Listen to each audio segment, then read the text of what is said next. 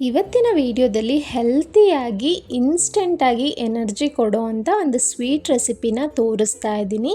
ಸಾಕಷ್ಟು ಬೆನಿಫಿಟ್ಸ್ ಇದೆ ನಮ್ಮ ಹೆಲ್ತ್ಗೆ. ಅದರಲ್ಲಿ ಮುಖ್ಯವಾಗಿ ಬೋನ್ ಸ್ಟ್ರೆಂತ್ಗೆ, ನಿಶಕ್ತಿ ಇದ್ದರೆ ಎಲ್ಲದಕ್ಕೂ ತುಂಬ ಹೆಲ್ಪ್ ಆಗುತ್ತೆ. ಹೇಗೆ ಮಾಡೋದು ಅಂತ ನೋಡೋಣ. ಪ್ಯಾನ್ ಇಟ್ಟು 1 ಟೇಬಲ್ ಸ್ಪೂನ್ ಆಗುವಷ್ಟು ತುಪ್ಪ ಹಾಕ್ಕೊಂಡಿದ್ದೀನಿ. 1 ಟೇಬಲ್ ಸ್ಪೂನ್ ಸಾಕು. ಮತ್ತು ನಾವು ತುಪ್ಪ ಏನು ಬಳಸೋದಿಲ್ಲ ಈ ಸ್ವೀಟಲ್ಲಿ. ಒಂದು ಸ್ವಲ್ಪ ಡ್ರೈ ಫ್ರೂಟ್ಸ್ ಹಾಕಿ ಸ್ವಲ್ಪ ರೋಸ್ಟ್ ಮಾಡ್ಕೊಳ್ಳೋಣ. ನಂತರ ಇಲ್ಲಿ ಒಂದು ಅರ್ಧ ಹೋಳು ಕಾಯಿನ ರುಬ್ಬಿ ಇಟ್ಕೊಂಡಿದ್ದೀನಿ. ಅದರಲ್ಲಿ ಜಸ್ಟ್ 2 ಸ್ಪೂನ್ ಹಾಕಿ ಚೆನ್ನಾಗಿ ಫ್ರೈ ಮಾಡ್ಕೊಳ್ತಾ ಇದ್ದೀನಿ. ಡ್ರೈ ರೋಸ್ಟ್ ಮಾಡ್ಕೊಳ್ಳಿ. ನೀವು ಕಾಯಿ ಇಲ್ಲ ಅಂದರೆ ಕೊಬ್ಬರಿ ಸಹ ಯೂಸ್ ಮಾಡ್ಬೋದು ಈ ಪ್ಲೇಸಲ್ಲಿ. ನೋಡಿ, ಚೆನ್ನಾಗಿ ಈ ರೀತಿ ಡ್ರೈ ರೋಸ್ಟ್ ಮಾಡಿಕೊಂಡು ಇದೆಲ್ಲವನ್ನು ಒಂದು ಕಪ್ಗೆ ಹಾಕಿ ಪಕ್ಕಕ್ಕಿಡೋಣ. ಈಗ ಪ್ಯಾನ್ಗೆ 1/4 ಕಪ್ ಆಗುವಷ್ಟು ಉದ್ದಿನಬೇಳೆನ ತಗೊಳ್ತಾ ಇದ್ದೀನಿ, ಅಥವಾ 4 ಟೇಬಲ್ ಸ್ಪೂನ್ ಆಗುವಷ್ಟು ಉದ್ದಿನಬೇಳೆ. ಕಂಪ್ಲೀಟ್ ಲೋ ಫ್ಲೇಮಲ್ಲೇ ಫ್ರೈ ಮಾಡ್ಕೊಳ್ತಾ ಬರಬೇಕು ನಿಧಾನಕ್ಕೆ. ಈಗಾಗಲೇ ನಾನು ಮೊದಲೇ ಹೇಳ್ದಾಗೆ ಇದರಲ್ಲಿ ಸಾಕಷ್ಟು ಹೆಲ್ತ್ ಬೆನಿಫಿಟ್ಸ್ ಇದೆ. ಇಂಪಾರ್ಟೆಂಟಾಗಿ ನಮ್ಮ ಮೂಳೆಗಳಿಗೆ ಒಳ್ಳೆ ಬಲ ಸಿಗುತ್ತೆ. ಯಾವಾಗಲೂ ಸುಸ್ತು ಅನ್ನೋರಿಗೆ ಈ ರೆಸಿಪಿನ ಮಾಡಿಕೊಡಿ. ಇನ್ಸ್ಟೆಂಟಾಗಿ ಎನರ್ಜಿ ಬೂಸ್ಟ್ ಮಾಡುತ್ತೆ. ಹಾಗೆ ಐರನ್ ಕಂಟೆಂಟ್ ಇರೋದ್ರಿಂದ ಹಿಮೋಗ್ಲೋಬಿನ್ ಪ್ರೊಡಕ್ಷನ್ಗೂ ತುಂಬಾ ಹೆಲ್ಪ್ ಆಗುತ್ತೆ. ಇದನ್ನು ನಿಧಾನಕ್ಕೆ ಸುಮಾರು ನಾನಿಲ್ಲಿ ಒಂದು 5 ನಿಮಿಷಗಳ ಕಾಲ ಹುರಿತಾ ಬಂದಿದ್ದೀನಿ. ಲೋ ಫ್ಲೇಮಲ್ಲೇ ಫ್ರೈ ಮಾಡ್ಕೋಬೇಕು.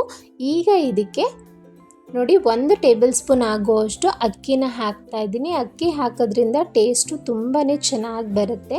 ನಂತರ ಜಸ್ಟು ಒಂದು 8 ರಿಂದ 10 ಕಾಳು ಆಗುವಷ್ಟು ಮೆಂತ್ಯ ಕಾಳನ್ನು ಹಾಕಿದ್ದೀನಿ. ಮೆಂತ್ಯ ಕಾಳು ನಮ್ಮ ಹೇರ್ ಗ್ರೋತ್ಗೆ ತುಂಬಾ ಹೆಲ್ಪ್ ಮಾಡುತ್ತೆ. ಸ್ವಲ್ಪ ಕ್ವಾಂಟಿಟಿ ತೊಗೊಂಡಿರೋದ್ರಿಂದ ಕಹಿ ಅಂತೂ ಖಂಡಿತ ಬರೋದಿಲ್ಲ. ಈಗ ಮತ್ತೆ ಜಸ್ಟ್ 1 ರಿಂದ 2 ನಿಮಿಷ ಫ್ರೈ ಮಾಡಿಕೊಂಡ್ರೆ ಈ ಬಣ್ಣ ಬಂದ ತಕ್ಷಣ ನೀವು ಸ್ಟವ್ನ ಆಫ್ ಮಾಡಿಕೊಂಡು ಇದೆಲ್ಲವೂ ಒಂದು ಸ್ವಲ್ಪ ತಣ್ಣಗಾಗೋದಕ್ಕೆ ಬಿಡಬೇಕು. ಬಿಸಿಲೇ ಹಾಕಕ್ಕೆ ಹೋಗಬೇಡಿ ಜಾರ್ಗೆ. ತಣ್ಣಗಾದ್ಮೇಲೆ ಈಗ ಮಿಕ್ಸಿ ಜಾರ್ಗೆ ಹಾಕ್ಕೊಂಡು ಎಷ್ಟು ಪೌಡರ್ ಮಾಡ್ಬೋದು ಅಷ್ಟು ಪೌಡರ್ ಮಾಡ್ಕೊಳ್ಳಿ. ಈ ರೀತಿ ಮಾಡಿಟ್ಕೊಂಡು ನಾವು ಸ್ಟೋರ್ ಬೇಕಾದರೂ ಮಾಡ್ಕೋಬೋದು. ಯಾವಾಗ ಬೇಕೋ ಆಗ ಇನ್ಸ್ಟೆಂಟಾಗಿ ಇದನ್ನು 1 or 2 ಟೇಬಲ್ ಸ್ಪೂನ್ ಹಾಕ್ಕೊಂಡು ಬಳಸ್ಕೋಬೋದು. ಇಲ್ಲಿ ಸುಮಾರು ನಾನು ತೋರಿಸಿರೋ ಕ್ವಾಂಟಿಟಿಲಿ ಒಂದು 4 ಟೇಬಲ್ ಸ್ಪೂನ್ ಆಗುವಷ್ಟು ಪೌಡರ್ ಆಗಿದೆ. ಈ ಪೌಡರ್ನ ಒಂದು ಬೌಲ್ಗೆ ಹಾಕ್ಕೊಳ್ತಾ ಇದ್ದೀನಿ. ಈಗ 1 ಕಪ್ ಆಗುವಷ್ಟು ನೀರು ತೊಗೊಂಡು ಒಂದೇ ಸಲ ಹಾಕೋದಿಲ್ಲ, ಸ್ವಲ್ಪ ಸ್ವಲ್ಪ ಹಾಕ್ಕೊಂಡು ಮಿಕ್ಸ್ ಮಾಡ್ಕೊಳ್ಳೋಣ. ಒಂದೇ ಸಲ ಹಾಕಿದ್ರೆ ಗಂಟು ಕಟ್ಬಿಡುತ್ತೆ. ಮಿಕ್ಸ್ ಮಾಡ್ಕೊಳ್ಳೋದಕ್ಕೆ ಸ್ವಲ್ಪ ಕಷ್ಟ ಆಗುತ್ತೆ. ಈ ರೀತಿ ವಿಸ್ಕರ್ ಇದ್ದರೆ ಇನ್ನೂ ಈಸಿಯಾಗಿ ಯಾವುದೇ ಗಂಟು ಇಲ್ಲದೆ ಇರೋ ರೀತಿ ಈ ರೀತಿ ಮಿಕ್ಸ್ ಮಾಡಿಕೊಂಡು ಪಕ್ಕಕ್ಕಿಡಿ.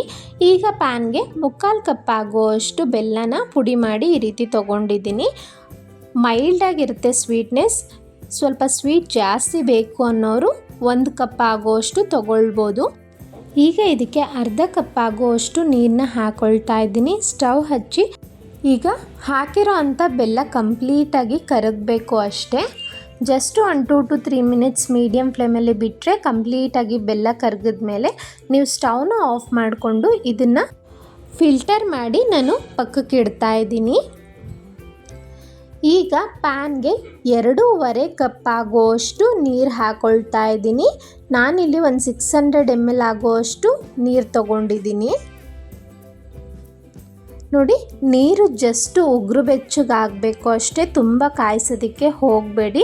ಆ ಉಗುರು ಬೆಚ್ಚಗೆ ಆಗ್ತಿದ್ದಂತೆ ನಾವು ಮೊದಲೇ ಪೌಡರ್ನ ಮಿಕ್ಸ್ ಮಾಡಿ ಇಟ್ಕೊಂಡಿದ್ವಲ್ಲ ಅದನ್ನು ಚೆನ್ನಾಗಿ ತಿರುಗಿಸ್ಬಿಟ್ಟು ನೋಡಿ ಇದನ್ನು ಹಾಕ್ಕೊಳ್ಳಿ.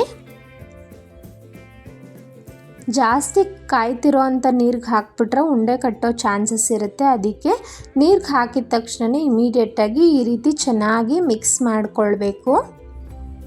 ಸ್ವಲ್ಪ ಜಾಸ್ತಿ ನೀರಿದೆ ಅನ್ನಿಸ್ಬೋದು, ಬಟ್ ಇದನ್ನು ಬೇಯಿಸ್ತಾ ನಿಮಗೆ ಗಟ್ಟಿ ಬಂದ್ಬಿಡುತ್ತೆ. ಈ ರೀತಿ ಆಗಾಗ ಮಿಕ್ಸ್ ಮಾಡ್ಕೊಳ್ತಾನೆ ಇರಬೇಕು. ಇಲ್ಲಾಂದರೆ ಆ ಪೌಡರ್ ಎಲ್ಲ ತಳದಲ್ಲಿ ಕುತ್ಕೊಂಡು ಸೀದೋಗೋ ಚಾನ್ಸಸ್ ಇರುತ್ತೆ.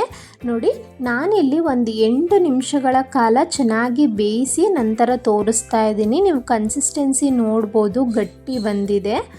ಈಗ ಇದಕ್ಕೆ ನಾವು ಮೊದಲೇ ಬೆಲ್ಲದ ನೀರು ಫಿಲ್ಟರ್ ಮಾಡಿ ಇಟ್ಕೊಂಡಿದ್ವಲ್ಲ ಅದನ್ನು ಸ್ವಲ್ಪ ಸ್ವಲ್ಪನೇ ಹಾಕ್ಕೊಳ್ತಾ ಚೆನ್ನಾಗಿ ಒಂದು ಸಲ ಮಿಕ್ಸ್ ಮಾಡ್ಕೊಳ್ತೀನಿ.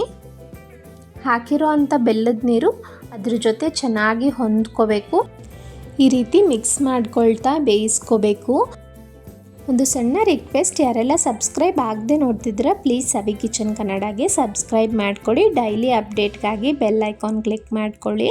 ನೋಡಿ, ಈ ರೀತಿ ಬೆಲ್ಲದ ನೀರೆಲ್ಲ ಚೆನ್ನಾಗಿ ಹೊಂದ್ಕೊಂಡ್ಮೇಲೆ ಇಲ್ಲಿ ಒಂದು 4 ಟೇಬಲ್ ಸ್ಪೂನ್ ಆಗುವಷ್ಟು ತೆಂಗಿನಕಾಯಿ ತುರಿನ ಹಾಕ್ತಾಯಿದ್ದೀನಿ. ತುಂಬ ಒಳ್ಳೆ ಟೇಸ್ಟ್ ಕೊಡುತ್ತೆ. ತೆಂಗಿನಕಾಯಿ ತುರಿ ಹಾಕಿದ್ಮೇಲೆ ಒಂದು 1/2 ಟೀ ಸ್ಪೂನ್ ಆಗುವಷ್ಟು ಏಲಕ್ಕಿ ಪುಡಿನೂ ಹಾಕ್ತಾಯಿದ್ದೀನಿ, ಒಳ್ಳೆ ಫ್ಲೇವರ್ಗೋಸ್ಕರ. ಇನ್ನೊಂದು 2 ನಿಮಿಷ ಚೆನ್ನಾಗಿ ಮೀಡಿಯಮ್ ಫ್ಲೇಮಲ್ಲೇ ಕಾಯಿಸ್ಕೊಂಡ್ರೆ ಮುಗೀತು. ನೋಡಿ, ಕನ್ಸಿಸ್ಟೆನ್ಸಿನೂ ನೋಡ್ಬೋದು. ಈ ತುಂಬ ಗಟ್ಟಿ ಮಾಡೋಕ್ಕೆ ಹೋಗಬೇಡಿ, ಈ ಕನ್ಸಿಸ್ಟೆನ್ಸಿ ಇರಬೇಕು. ಯಾಕೆಂದರೆ ಆರೋದ್ಮೇಲೆ ಇನ್ನೊಂಚೂರು ಗಟ್ಟಿ ಬರುತ್ತೆ ಇದು. ಒಂದು 2 ನಿಮಿಷ ಆಗಿದೆ. ಈಗ ನಾನು ಮೊದಲೇ ಫ್ರೈ ಮಾಡಿ ಇಟ್ಕೊಂಡಿದ್ನಲ್ಲ ಆ ಡ್ರೈ ಫ್ರೂಟ್ಸ್ನು ಅರ್ಧ ಹಾಕಿದ್ದೀನಿ, ಇನ್ನು ಅರ್ಧ ಗಾರ್ನಿಷಿಂಗ್ಗೆ ಇಟ್ಕೊಂಡಿದ್ದೀನಿ. ನೋಡಿ, ಎಲ್ಲವೂ ಹಾಕಿ ಒಂದ್ಸಲ ಚೆನ್ನಾಗಿ ಮಿಕ್ಸ್ ಮಾಡಿಬಿಟ್ಟು ನೀವು ಸ್ಟವ್ನ ಆಫ್ ಮಾಡ್ಕೊಳ್ಬೋದು. ತುಂಬ ಮೈಲ್ಡಾಗಿ ಸ್ವೀಟ್ ಇರುತ್ತೆ, ಟೇಸ್ಟು ಅಷ್ಟೇ ತುಂಬ ಚೆನ್ನಾಗಿರುತ್ತೆ. ರೆಗ್ಯುಲರ್ ಯಾವುದ್ಯಾವುದೋ ಪಾಯಸ ಮಾಡೋದಕ್ಕಿಂತ ಈ ರೀತಿ ತುಂಬಾ ಹೆಲ್ತ್ ಬೆನಿಫಿಟ್ಸ್ ಇರೋ ಅಂಥ ಈ ರೆಸಿಪಿನ ಮಾಡ್ಕೊಂಡು ತಿಂದರೆ ಖಂಡಿತ ನಿಮ್ಮ ಮನೆಯವರು ಪದೇ ಪದೇ ಕೇಳ್ತಾ ಇರ್ತಾರೆ, ಅಷ್ಟು ಒಳ್ಳೆ ಟೇಸ್ಟ್ ಕೊಡುತ್ತೆ.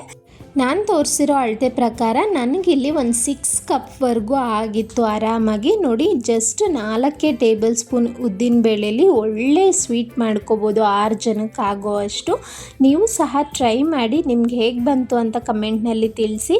ಇದೇ ರೀತಿ ಹಲವಾರು ಇನ್ಸ್ಟೆಂಟ್ ಆ್ಯಂಡ್ ಕ್ವಿಕ್ ರೆಸಿಪೀಸ್ ನನ್ನ ಚಾನಲ್ನಲ್ಲಿ ಇದೆ, ಇಂಟ್ರೆಸ್ಟ್ ಇರೋರು ಚೆಕ್ ಮಾಡ್ಬೋದು. ಈ ರೆಸಿಪಿ ಏನಾದರೂ ನಿಮ್ಗೆ ಇಷ್ಟ ಆಯಿತು ಅಂದರೆ ಪ್ಲೀಸ್ ಲೈಕ್ ಮಾಡಿ, ಹಾಗೆ ನಿಮ್ಮ ಫ್ಯಾಮಿಲಿ ಫ್ರೆಂಡ್ಸ್ಗೂ ಈ ಒಳ್ಳೆ ಸ್ವೀಟ್ ರೆಸಿಪಿನ ಶೇರ್ ಮಾಡಿ. Thank you so much for watching.